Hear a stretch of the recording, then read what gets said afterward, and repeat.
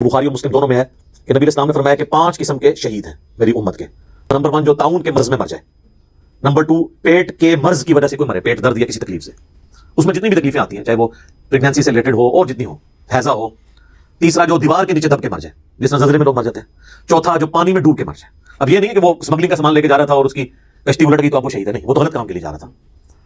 और 5वां फरमाया जो अल्लाह की राह में मारा जाए, चाहे मैदान जंग में मारा जाए या जंग के लिए निकला था और रास्ते में उसे तभी मौत आ गई बीमारी की वजह से या हार्ट फेलियर की वजह से या किसी और वजह से, तो वो भी शहीद लिखा रहेगा। अब हमारी पॉलिटिकल जमातें भी, रियासती इदारे भी अपने साथ जो लोग अटैच हैं उनको शहीद कहते हैं। तो ठीक है, सबको हक है वो शहीद कहे, हम ये नहीं कहते कि आप किसी से उसका हक छीन लें। आप जिसको शहीद समझ भी रहे हैं ना, क़यामत वाले दिन अल्लाह ही ने फैसला करना है वो शहीद है या नहीं। दुनिया में इस पर लड़ने की जरूरत नहीं है। आज चुके एक मुसलमान है जब मर जाता है रोड एक्सीडेंट में, जलजले के अंदर, बम ब्लास्ट के अंदर, बॉर्डर पे लड़ता हुआ, ठीक है आप उसे शहीद ही कहे, हुक्मी शहीद, पानी में डूब के मर जाए हुक्म शहीद है। बाकी उसकी ये शहादत कबूल है या नहीं ये अल्लाह को पता है।